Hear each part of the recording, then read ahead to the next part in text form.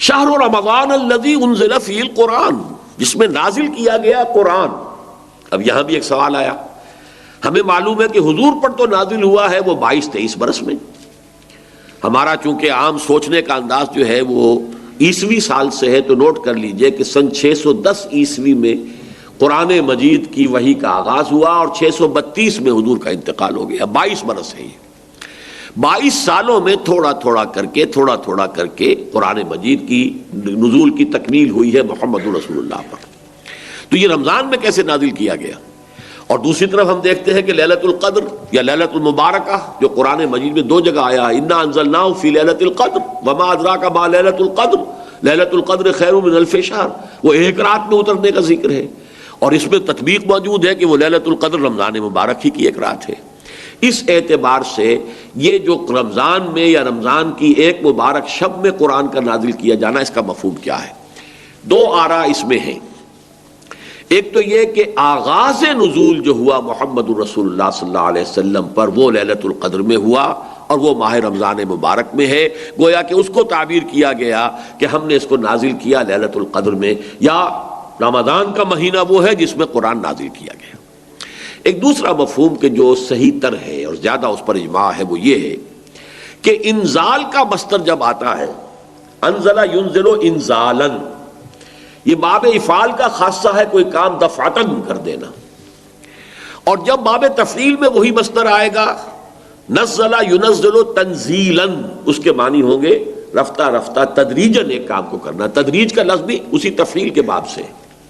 جس کی ایک بڑی اہم مثال ہے اعلام اور تعلیم۔ اعلام، کسی کو کوئی چیز بتا دینا، اب اس کے سمجھ میں آئی یا نہیں آئی ہے وہ جانے، ہمارا کام تھا بتا دینا۔ ایک ہے تعلیم، بڑے اہتمام کے ساتھ محنت کر کے کوئی چیز سمجھانی ہے، پھر یہ بھی دیکھنا ہے یہ بات سمجھ میں آ گئی تو اگلی بات سمجھاؤں، اس کے اندر درجہ بدرجہ جو ہے اس کو علم دیا جا رہا، یہ تعلیم ہے۔ تو قرآن مجید میں نزول کے لیے یہ دونوں صیغے آئے، رمضان مبارک اور لیلۃ القدر یا لیلہ مبارکہ، اس میں آتا ہے باب افعال۔ شہر رمضان الذی انزل فیہ القرآن انا انزلناہ فی لیلۃ القدر انا انزلناہ فی لیلۃ مبارکۃ۔ لہذا یہ ہے پورے قرآن مجید کا لوح محفوظ سے،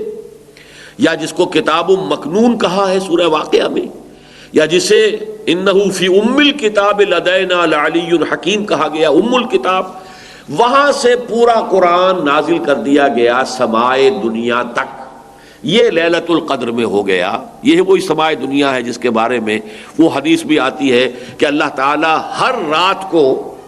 اس کے آخری جو ساعتیں ہیں اس میں نزول فرماتا ہے سمائے دنیا تک، اور پھر ایک پکارنے والا پکارتا ہے حل من سائل فاعطیہ، وہ ہے کوئی مانگنے والا کہ میں اسے دوں، عطا کروں۔ حل من مستغفر فاغفر لہ، ہے کوئی استغفار کرنے والا، معافی چاہنے والا، مغفرت چاہنے والا کہ میں اسے بخش دوں۔ اسی سمائے دنیا تک قرآن مجید پورا کا پورا گویا کہ نازل کر دیا گیا جملۃ واحدہ، یہ سمائے دنیا تک لیلۃ مبارکہ میں یا لیلۃ القدر میں جو ماہ رمضان مبارک کی ایک شب ہے۔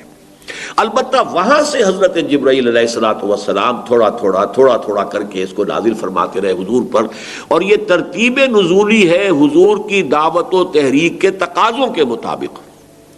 جبکہ جو اصل ہے لوح محفوظ میں اور کتاب مکنون میں اور ام الکتاب میں، وہ ترتیب وہ ہے جس کے ساتھ کہ پھر حضور نے اس کو مرتب کر دیا اللہ تعالیٰ کے حکم سے، ان علینا جمعہ وقرآنہ فاذا قرأناہ فاتبع قرآنہ۔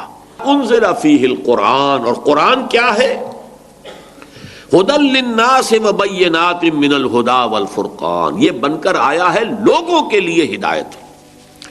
اب یہاں نوٹ کیجئے ذرا، ایک تقابل آئے گا، اسی سورہ بقرہ کے شروع میں فرمایا گیا ہے قرآن کے بارے میں الف لام میم ذالک الکتاب لا ریب فیہ ھدی للمتقین، یہ ہدایت ہے متقیوں کے لیے۔ یہاں فرمایا ھدی للناس، تمام انسانوں کے لیے۔ تو اس میں مطابقت کیا ہے، تطبیق کیسے ہوگی؟ وہ یہ ہے کہ قرآن مجید اپنی جگہ پر فی نفسہ علی مقامہ،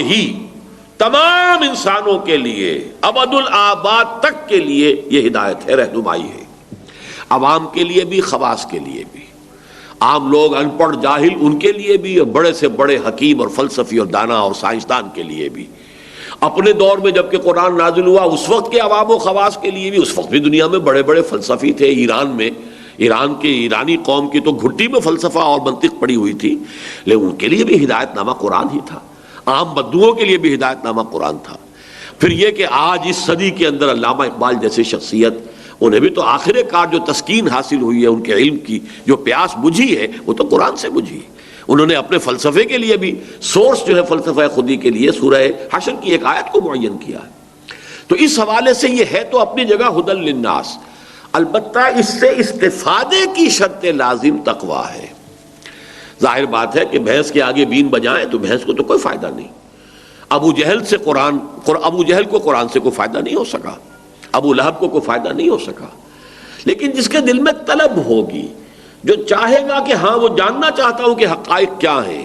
میں جاننا چاہتا ہوں سیدھا راستہ کون سا ہے، جس کے اندر یہ پیاس ہے، وہ اس کے لیے جو ہے قرآن مجید اس کے لیے ہدایت نامہ ہے، وہ متقین جو ہے ان کے لیے ہے۔ اور اس میں دیکھیے اب ایک ربط جڑ گیا،